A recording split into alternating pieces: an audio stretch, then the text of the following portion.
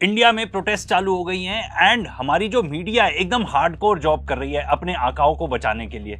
मतलब उनको कोई भी मिल जाए, कोई भी तरीका मिल जाए, बस डिस्क्रेडिट करना है प्रोटेस्टर्स को, डिस्क्रेडिट करना है प्रोटेस्ट को।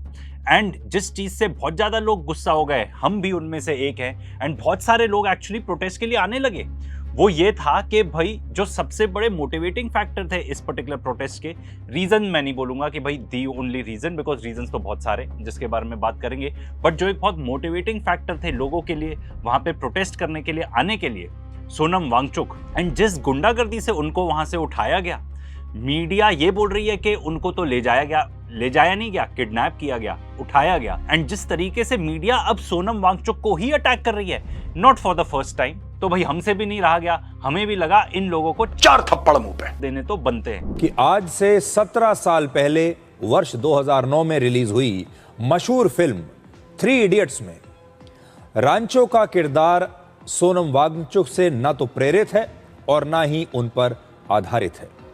यानी फिल्म 3 इडियट्स में आमिर खान ने रांचो का जो किरदार निभाया था वो सोनम वांगचुक की कहानी नहीं थी, उसका सोनम वांगचुक से कोई लेना देना नहीं है। और हमारे देश के करोड़ों लोग और खास तौर पर युवा 17 साल से इसी भ्रम में जीते आ रहे हैं कि 3 इडियट्स में सोनम वांगचुक की ही कहानी दिखाई गई थी और इसीलिए हमारे देश के लोगों को सोनम वांगचुक इतने कूल लगने लगे। आमिर खान ने खुद ये स्पष्ट किया है कि जब वो 3 इडियट्स नाम की ये फिल्म बना रहे थे तब वो सोनम वांगचुक को जानते भी नहीं थे और रांचो का किरदार सोनम वांगचुक पर नहीं बल्कि पुणे में फिल्म एंड टेलीविजन इंस्टीट्यूट में एक्टिंग का कोर्स करने वाले एक छात्र पर आधारित था। देखो ये बात तो सही कह रहे हैं सुधीर चौधरी कि आमिर खान ने ऐसा बोला है। आमिर खान झूठा है, मुझे खुद कभी नहीं लगा था मुझे ऐसा बोलना पड़ेगा। K-rated पे तो आके हम लोगों के झूठ पकड़ते हैं, कभी ऐसा नहीं सोचा था मैंने कि हमारी सोसाइटी, हमारे यहाँ पे ऐसे लोग जिनको we really look up to them, ठीक है, जो बेस्ट हाई क्लास मूवीज बनाते हैं, बेस्ट क्वालिटी ऑफ मूवीज बनाते हैं, ठीक है, सोशल इश्यूज रेज करते हैं, उनको भी झूठा बोलना पड़ेगा। तो भाई 4 थप्पड़ दो सुधीर चौधरी को, 4 थप्पड़ मुंह पे, एंड सैडली 4 थप्पड़ दो आमिर खान को, 4 थप्पड़ मुंह पे। कॉकरोच जनता पार्टी के संस्थापक फाउंडर अभिजीत दिपके क्या कर रहे हैं? वो अनशन पर क्यों नहीं बैठे? वो क्यों लगभग 60 साल के करीब सोनम वांगचुक को मौत के मुंह में जाने दे रहे हैं? वो क्यों उन्हें इस बात के लिए कन्विंस नहीं कर रहे हैं कि सर मेरी उम्र 30 वर्ष है, अब आप अपना अनशन खत्म कीजिए, यहां से मैं भूखा रहूंगा और मैं अनशन करूंगा। अभिजीत दिपके को, इस दिपके बाबू को भी तो बैठना चाहिए अनशन पर। क्यों सोनम वांगचुक को छोड़ा हुआ है अनशन पर बैठने के लिए? अभिजीत उन्हें अस्पताल क्यों नहीं लेकर जा रहे हैं? अब भाई ये गुल्लू खुद ही थी बेवकूफी वाली बात कर रहा है, मैं ऐसा क्या बोल दूं ये बताने के लिए कि ये बेवकूफी वाली बात कर रहा है? क्लियर एंड ऑब्वियस ही तो है। अब वो कोई अपने मन से बैठे हैं ना अनशन पे, अभिजीत दिपके के बोलने से थोड़ी बैठे हैं, क्योंकि उनका मकसद है, एक मकसद है कि भाई सिस्टम कुछ ज्यादा ही खराब हो चुका है एजुकेशन का, तो उसको ठीक करना पड़ेगा, आवाज पहुंचानी पड़ेगी। एंड लोग सिर्फ इसलिए नहीं आ रहे क्योंकि वो अनशन रख रहे हैं, वो अनशन एक पर्पस के लिए रख रहे हैं, लोग उसी वजह से आ रहे हैं। लोग इसलिए आ रहे हैं क्योंकि उनके अंदर बहुत ज्यादा फ्रस्ट्रेशन है। अभिजीत दिपके ने खुद ही बोल दिया कि अब मैं भी अनशन पे रहूंगा इस इंसिडेंट के बाद। तो भाई अब मीडिया क्या रह गया आपके पास बोलने का? इनको एक चीज आपको क्लियर हो जाएगी इस पर्टिकुलर वीडियो में, इनको बस डिस्क्रेडिट करना है, कुछ भी करके डिस्क्रेडिट करना है, कुछ ना मिले तो भी डिस्क्रेडिट करना है। जिस दौर में पब्लिक के लिए अनशन और भूख हड़ताल का चलन शुरू हुआ था, उस दौर में खबर स्प्रेड करने के लिए फोन इंटरनेट का जरिया नहीं था, इसलिए भूख हड़ताल की जाती थी, क्योंकि ऐसी खबरें जंगल में आग की तरह देश भर में फैल जाया करती थी। फिर लोग इकट्ठा होकर, एकत्रित होकर आंदोलन खड़ा किया करते थे।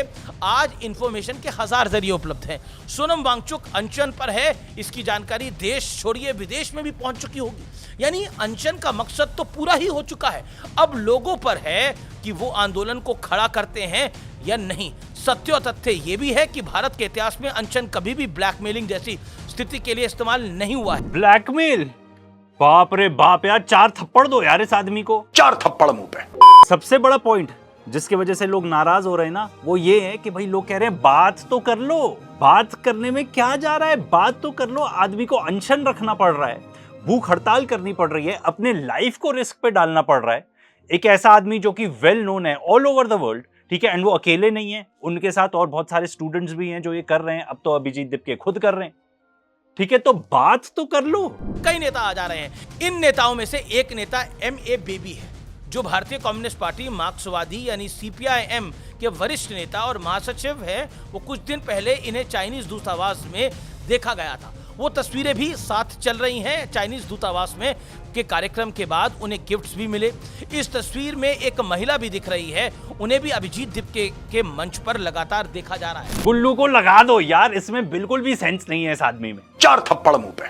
अब आपने ये खबर भी पढ़ी होगी भाई, ठीक है, इंडियन मीडिया में रिपोर्टेड है कि हमारी रूलिंग पार्टी की मीटिंग थी चाइनीज कम्युनिस्ट पार्टी के डेलीगेशन के साथ। तो भाई ये मीटिंग्स तो होती रहती हैं, इसमें क्या ऐसी बड़ी बात है? अब इसमें ये भी लगाने लग जाओगे कि भाई अलेजेडली, ठीक है, अलेजेडली इसलिए कह रहे हैं क्योंकि हमारी सरकार ने अभी नहीं दी है स्टेटमेंट, बट अलेजेडली चाइना ने अरुणाचल के ऊपर भी थोड़ा कब्जा कर रखा है, वहां के लोकल्स बात कर रहे हैं। सोशल मीडिया पे खूब वायरल हो रही है इस समय, तो सोनम वांगचुक का भी पुराना बयान वायरल होने लगा है। इसमें वो कह रहे हैं कि चाइना भारत पर चढ़ाई करेगा तो उन्हें लद्दाख में हम उन्हें रोकेंगे नहीं बल्कि रास्ता देंगे। वो बयान भी सुन लीजिए, मैं नहीं कुछ कह रहा। यहाँ के एक फेमस कॉमेडियन हैं जिन्होंने कहा कि जब चीन घुस आता है तो लद्दाख के लोग जान देकर रोकते हैं, मगर अब अगर भारत सरकार हमारे लिए कुछ नहीं कर रहा है तो अगली बार वो आए तो हम उनको रास्ता दिखाएंगे, हम रोकेंगे नहीं, हम जान क्यों दे। तो भाई सबसे पहले तो एक कॉमेडियन ने बोला है, उन्होंने ये बात क्लियर करी है, ठीक है, तो उन्होंने एज अ जोक बोला है ये पर्टिकुलर बात, ठीक है, एंड उनको तो अरेस्ट भी कर लिया था, कोई चार्जेस भी नहीं लगाए उनके ऊपर, इवेंचुअली उनको रिलीज करना पड़ा क्योंकि कुछ था ही नहीं उनके अगेंस्ट। तो मीडिया वाले तब भी चिल्ला रहे थे, ठीक है, एंड तब भी हमने आपको आके बताया था कि भाई ऐसा कुछ नहीं है। ये मीडिया विलेनाइज करने में, नफरत फैलाने में हमारी जो मीडिया है ना, नंबर 1 है, नंबर 1। अपने पिता के सत्ता में आने के बाद उनका परिवार श्रीनगर चला गया, इसलिए यह कहना कि सोनम वांगचुक बेहद गरीब और संघर्षों से जूझते हुए पहाड़ों से निकलकर आगे बढ़े, ये दावा गलत है। उनके पास शुरुआत से ही राजनीतिक पहुंच और प्रभाव दोनों थे। दूसरा भ्रम सोनम वांगचुक के बारे में यह है कि सोनम वांगचुक ने आईआईटी से पढ़ाई की है। तो सच्चाई यह है कि उन्होंने आईआईटी से पढ़ाई नहीं की है। उन्होंने वर्ष 1987 में श्रीनगर में रीजनल इंजीनियरिंग कॉलेज से मैकेनिकल इंजीनियरिंग में बीटेक किया था। आजकल इस कॉलेज को एनआईटी श्रीनगर कहते हैं, और क्योंकि फिल्म में भी ऐसा दिखाया गया था, आईआईटी का कैंपस दिखाया गया था, तो लोगों ने अपने आप ही यह सोच लिया कि सोनम वांगचुक आईआईटी से पढ़े हुए हैं। तीसरा भ्रम उनके बारे में यह है कि सोनम वांगचुक एक बहुत बड़े महान वैज्ञानिक हैं और बहुत बड़े इनोवेटर हैं। एक धारणा यह है कि सोनम वांगचुक ने ही लद्दाख में आइस स्तूपा जैसे आर्टिफिशियल ग्लेशियर्स की शुरुआत की थी, जबकि इसकी सच्चाई यह है कि 1980 के दशक में ही लद्दाख में आर्टिफिशियल ग्लेशियर्स की खोज चिवांग नॉरफेल नाम के एक इंजीनियर ने की थी। तब उन्होंने 15 आर्टिफिशियल ग्लेशियर्स बनाए थे और इसी वजह से उन्हें आइसमैन ऑफ लद्दाख कहा जाता है। बाद में सोनम वांगचुक ने उनसे ही प्रेरणा लेकर वर्ष 2013 में आइस स्तूपा जैसे नए आर्टिफिशियल ग्लेशियर्स को डिजाइन किया। अरे यार ये आदमी क्या बोलो, कोई भी साइंटिफिक काम होता है ना तो कंटिन्यूएशन में ही चलता है। आप कोई अलग से एकदम कुछ नहीं क्रिएट करने वाले हो। पीरियोडिक टेबल बना, उसके बाद और जाके इन्वेंशन हुई, तो भाई ये प्रोग्रेसिव चीजें होती हैं। एंड जहां तक प्लेटफॉर्म की बात है, तो प्लेटफॉर्म तो तुम्हारे पास भी है, जी न्यूज में थे, डीडी न्यूज में थे, ठीक है। तुमने क्या किया उस प्लेटफॉर्म का? जनता को बेवकूफ बनाया, लोगों के अंदर भर भर के नफरत भरी, तुमने यही काम किया तुमने, ठीक है ना। 4 थप्पड़ लगाओ यार इस आदमी को, 4 थप्पड़ मुंह पे। देखो वैसे तो हम आपको पहले इनके इनोवेशंस के बारे में बता चुके हैं, थोड़े और सुन लो, ठीक है। इन्होंने आइस स्तूपा बनाया जो एक्चुअली जहां पे वाटर कम रहता है, मतलब वाटर स्कैरसिटी रहती है, तो ये विंटर में ये आर्टिफिशियल ग्लेशियर एक्चुअली पानी स्टोर कर लेता है। इन्होंने सोलर बिल्डिंग्स बनाई जिससे लोकली सोर्स्ड मटेरियल जो है वो यूज हो जाता है, या ऐसा मटेरियल जो कि बेसिकली फेंकना था, ठीक है। सस्टेनेबल आर्किटेक्चर में इन्होंने इतना काम किया है। इन्होंने जिस तरीके से एजुकेशन होती है ना उसको पूरा ट्रांसफॉर्म कर दिया है, एंड ये चीज आपको लद्दाख के इनके इंस्टीट्यूट्स में दिख जाएगी। एंड ये जो आदमी है ना, इनको ना टाइम मैगजीन ने भी रिकॉग्नाइज किया हुआ है as one of the most influential climate leaders. इतने सारे अवार्ड मिले हुए हैं ना, तुमको तो बिना पैसे दिए कोई अवार्ड भी नहीं मिला होगा शायद। एंड सबसे इंपॉर्टेंट बात, ये हंगर स्ट्राइक पे क्यों है? क्यों?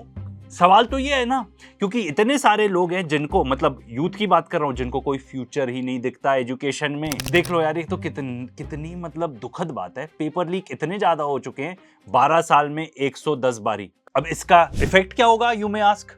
जो यूथ है उसको कोई फ्यूचर ही नहीं दिख रहा, डिग्रीज वर्थलेस हैं, ठीक है। डिग्री मिल भी जाती है, नौकरी नहीं मिलती क्योंकि कुछ आता जाता है नहीं, क्योंकि डिग्रियां बिक जाती हैं, ठीक है। जिस किसी को लगता है कि यार मैं किसी तरीके से एक अच्छे से एग्जामिनेशन पास कर लूँ, अच्छा डॉक्टर बन जाऊँ, अच्छा इंजीनियर बन जाऊँ, या मेरी कहीं अच्छी जगह नौकरी लग जाए, तो वहाँ पे पेपर लीक हो जाते हैं। एंड एज अ रिजल्ट जो पेपर लीक मतलब लीक्ड पेपर खरीद कर जो लोग डॉक्टर इंजीनियर बन रहे हैं या जो भी उनको नौकरी मिल रही है, तो भाई कैसे टाइप के लोग भर्ती हो रहे हैं हमारे सोसाइटी में, किस टाइप के डॉक्टर्स मिल रहे हैं हमें, किस टाइप के इंजीनियर्स मिल रहे हैं, किस टाइप की सोसाइटी हम क्रिएट कर रहे हैं, जहाँ पे ये क्लियर है कि भाई चोरों चक्की करके किसी तरीके से पैसे आ जाएं, पेपर लीक पेपर खरीद कर ही आप सोसाइटी में ऊपर उठ सकते हो, नॉट बाय योर वर्क। इस चीज के अगेंस्ट वो प्रोटेस्ट कर रहे हैं। एंड अब तो एआई भी आने वाला है, इससे आगे जाके हमारे आईटी सेक्टर का क्या होगा, जॉब्स मिल पाएंगी कि नहीं, ये भी इतना बड़ा सवाल है जिसके बारे में कोई भी जवाब नहीं है। आपको याद होगा फिल्म 3 इडियट्स में फुनसुक वांगडू या कह लीजिए रैंचो को एक महान आविष्कारक बताकर यह दावा किया गया था कि उनके पास 400 से ज्यादा पेटेंट्स हैं। और फिर आम जनता यह सोचने लगी कि सोनम वांगचुक असल में वही महान वैज्ञानिक हैं और इनोवेटर हैं और उनके नाम पर भी बहुत सारे पेटेंट्स हैं, क्योंकि फिल्म में ऐसा दिखाया गया था। लेकिन सच्चाई है कि सोनम वांगचुक के पास एक भी पेटेंट उनके नाम से रजिस्टर्ड नहीं है। जब आप सोचा कि क्यों नहीं है रजिस्टर्ड, उन्होंने खुद ही जानबूझकर इन चीजों पर पेटेंट नहीं कराया है, ताकि ओपन सोर्स रहे, फ्रीली एक्सेसिबल रहे, सब लोग इससे बेनिफिट कर पाए। एंड तुमको ये भी बता दूं, उनके कुछ इन्वेंशन ऐसे हैं जो हमारी आर्मी को हेल्प करते हैं। इतनी ठंडी होती है बाहर, बट अंदर आपको कोई डीजल वीजल की भी जरूरत नहीं है। जिस टाइप का वो मटेरियल यूज कर रहे हैं उससे अंदर जो भी वो टेंट बना रहे हैं उसके अंदर अच्छा टेम्परेचर रहता है। कितना बेनिफिशियल है ये जवानों के लिए, हमारी आर्मी के लिए। इनके जो आइस तूपा है ना, स्विट्जरलैंड तक में पाए जाते हैं। स्विट्जरलैंड, मैं तुम्हें बताता हूं यार, हमारी कौन सी ऐसी एक्सपोर्ट है यार, इंडियन एक्सपोर्ट, तुम ये बता दो मुझे, जो बाहर इतना ज्यादा यूज होते हैं, लोग उसको अप्रिशिएट करते हैं। हमारी ऐसी कौन सी कंपनी है जो कुछ एक्सपोर्ट करती है ऐसा? योगा पे ही रह गए हैं बस हम। 4 थप्पड़ दो यार इस इंसान को, 4 थप्पड़ मुंह पे। वैसे 3 इडियट्स की कहानी भले ही सोनम वांगचुक की असली जिंदगी से मेल ना खाती हो, लेकिन इस फिल्म में एक बात ऐसी है जो सोनम वांगचुक से बिल्कुल मिलती जुलती है। 3 इडियट्स का मुख्य किरदार अपना नाम और अपनी पहचान बदलकर किसी और की जिंदगी जीता है। पूरी फिल्म में जिसे लोग रैंचो समझते रहे, वो असल में फुनसुक वांगडू था। ठीक इसी तरह सोनम वांगचुक भी 3 इडियट्स के उस किरदार के नाम पर मुफ्त में पब्लिसिटी लेते रहे, जो वो असल जिंदगी में कभी थे ही नहीं। और देश की जनता को यह सच्चाई अब 17 वर्ष के बाद पता चली है। प्रोटेस्टर्स तो डंडे खा रहे हैं, इसको तो चलो 4 थप्पड़ ही दे दो। 4 थप्पड़ मुंह पे। तुम ना लिविंग प्रूफ हो सुधीर चौधरी जी, तुम लिविंग प्रूफ हो इस बात के कि क्यों इंडिया की प्रेस फ्रीडम रैंक जो है ना वो गिरता जाता है। आज के डेट में 157 है, पाकिस्तान से भी नीचे आ गए हम। बहुत सारी चीजों में ऐसे ही अगर चलता रहा तो पाकिस्तान से नीचे चले जाएंगे। पाकिस्तान का रैंक है 153। एंड जो ये तुम बता रहे हो ना, ये चीज तुम पे एग्जैक्टली लागू होती है। तुम बताते रहे कि इंडिया बन चुका है विश्वगुरु। हम ऐसे विश्वगुरु हैं, हमको अमेरिका से परमिशन लेनी पड़ती है कि भाई हम कहां से तेल खरीदे। हम ऐसे विश्वगुरु हैं जो for the first time Pakistan से एक वॉर में या एक कॉन्फ्लिक्ट में हार गया। एंड ये बात मैं नहीं कह रहा हूं, यूएसए की कांग्रेस कह रही है। किसी ने इसको डिस्प्यूट भी नहीं किया है हमारे यहां से इस पर्टिकुलर डॉक्यूमेंट को। पासपोर्ट रैंक की बात देख लो तो हम 80th है भाई, 80th। एंड 80th रैंक में और कौन से देश हैं? मैं तो कहता हूँ 80% ऑफ जनता जो है ना इंडिया में, वो ये भी नहीं बता पाएगी कि मोरिटेनिया कहाँ है, सेनेगल है कहाँ मैप में। हंगर इंडेक्स की बात करो तो हम हैं 102 है हमारा रैंक, 102। किसके ऊपर? बेनिन एंड केन्या के ऊपर। पाकिस्तान भी एकदम क्लोज कंपेटिटर है, जिसको तुम गालियां देते रहते हो कि वहां पे लुटा हुआ है देश, ठीक है, एकदम ही खराब हालत है। आसपास ही है वो। जीडीपी पर कैपिटा की बात करो तो बांग्लादेश भी अब हमसे ऊपर है। ये सब चीजें तुमने कभी नहीं बताई। एंड इकोनॉमी की एग्जैक्टली बात करो तो यार 60% जनता ऐसी है हमारे देश में जिनको फूड ग्रेन सपोर्ट देना पड़ता है, उनको खाना देना पड़ता है। तो इंपॉर्टेंट बात ये है कि भाई तुमने तो कभी आके नहीं बताया कि ये इंपॉर्टेंट न्यूज स्टोरीज है इंडिया के बारे में। अब देखिए, जो कुणाल कामरा जैसे कॉमेडियन हैं, ये असल में इस आंदोलन का बड़ा नुकसान कर रहे हैं, क्योंकि इन्हें जानकारी का बहुत अभाव है। इन्हें खुद नहीं पता कि ये यहाँ क्यों आए हैं। ये खुद नहीं जानते कि ये आंदोलन किस लिए किया गया है, इसलिए ये खुद भी कंफ्यूज हैं और लोगों को भी कंफ्यूज कर रहे हैं। ये तो कहते हैं कि ये माइनॉरिटी के लिए भी है, किसानों के लिए भी है। ये जो पूरा आंदोलन है ये असल में मोदी सरकार के खिलाफ है, जबकि ये आंदोलन हो रहा है छात्रों के लिए। अब आप खुद सोचिए, छात्रों के लिए किए जा रहे जिस आंदोलन में समय रैना और कुणाल कामरा जैसे अश्लील कॉमेडी करने वाले लोग हों, प्रकाश राज, नसरुद्दीन शाह और शबाना आजमी जैसे पुराने। देखो, सबसे पहले तो समय रहना गया था कि नहीं, आई डोंट नो, ठीक है। एंड जहां तक अश्लील कॉमेडी की बात है, तुमसे बेहतर कौन करता है यार अश्लील कॉमेडी? एडिटर दिखा दो इसको, हैं? हार्ड जिहाद, सॉफ्ट जिहाद। जिहाद उन लोगों का हथियार है जो भारत के टुकड़े टुकड़े करना चाहते हैं। आज हमारे पास जिहाद का एक डायग्राम है और ये डायग्राम आज मैं आपको पढ़कर आपको दिखाना चाहता हूं। इस डायग्राम को, इसमें जिहाद को 2 हिस्सों में बांटा गया है ताकि आपको भी समझ में आ जाए कि साजिश क्या है। पहला हिस्सा है हार्ड जिहाद, दूसरा है सॉफ्ट जिहाद। एंड जहां तक कंफ्यूज करने की भी बात है तो भाई सबसे ज्यादा कंफ्यूज करने का काम, कीचड़ उछालने का काम, इस टाइप की ऐसी न्यूज दे देने का काम कि आदमी का दिमाग ही एकदम फट जाए, समझ ही ना आए क्या हो रहा है, वो काम तो बेस्ट आपकी मीडिया करती है। एंड उसका सबसे अच्छा एग्जाम्पल हमने देख लिया था ऑपरेशन सिंदूर के दौरान, जो इंटरनेशनल बेइज्जती करा दी भाई आप लोगों ने, इंटरनेशनल बेइज्जती। ये वाले आर्टिकल्स आप कोई भी पढ़ लेगा ना, कोई भी नॉर्मल इंसान कहेगा यार इंडिया में तो लोग पागल होंगे यार, इस टाइप की मीडिया इनकी पागल है, शायद लोग भी पागल हो। ये एक जैसी विचारधारा के लोग, एक ही गुट के लोग वापस फिर से एक ही मंच पर कैसे आ गए? अभिजीत दीपके की सबसे बड़ी कमी यह है कि वो ऐसे लोगों को एक मंच देकर सोनम वांगचुक के 19 दिन के अनशन को बर्बाद कर रहे हैं और देश के करोड़ों छात्रों को भी धोखा दे रहे हैं, क्योंकि अब ये विरोध प्रदर्शन जो चल रहा है इसने एक नया मोड़ ले लिया है। अब ये मोदी विरोध की तरफ मुड़ गया है, अब ये राजनीतिक हो चुका है, अब इसका छात्रों से कोई लेना देना नहीं। राजनीतिक क्या बात करो यार, जो रीनीट हुआ है ना उसके भी एग्जाम में इतनी ज्यादा कंप्लेंट्स आई है कि लोग उसको स्कैम बोलने लगे। जिन स्टूडेंट्स ने पेपर दिए वो जाके अपनी शीट देखते हैं, उनको लगता है यार मेरे इतने कम मार्क्स कैसे आ गए, हो ही नहीं सकता। जाके देखते हैं तो पता चला वही सीबीएसई वाला हाल हो गया, पेपर ही किसी और का है, जो बबल पैटर्न है वो डिफरेंट है।